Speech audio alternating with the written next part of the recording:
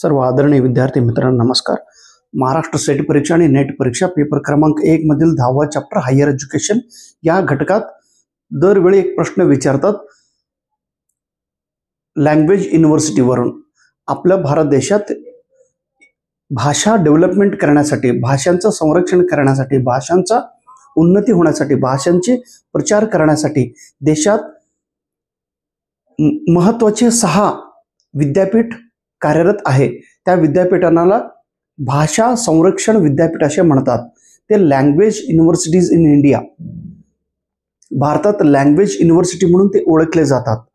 एकूण 6 विद्यापीठ आहे महत्त्वाची। ते 6चे 6 आपण लक्षात ठेवा, कारण पेपरला दरवेळी हे लँग्वेज आणि त्याचं विद्यापीठ आणि कोणत्या राज्यात ते स्थापन झालेले हे प्रश्न विचारतात। पहिला आहे लाल बहादूर शास्त्री। एकूण 6 विद्यापीठ आहेत भाषा विद्यापीठ। महाराष्ट्रात सुद्धा असं चालू आहे की केवळ मराठी भाषा संवर्धनासाठी एक मराठी विद्यापीठ स्थापन व्हावा अशी एक इच्छा व्यक्त केलेली आहे। बघूया काय होईल।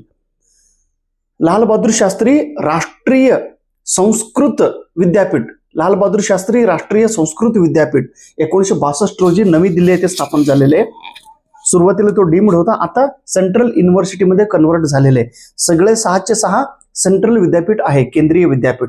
दुसरा आहे राष्ट्रीय संस्कृत विद्यापीठ तिरुपती आंध्र प्रदेश 1961 मध्ये स्थापन झालेले आहे। त्याच्यानंतर राष्ट्रीय संस्कृत संस्थान, आता ह्याला नॅशनल संस्कृत युनिव्हर्सिटी असे म्हणतात। 1970 रोजी नवी दिल्ली येथे स्थापन झालेले।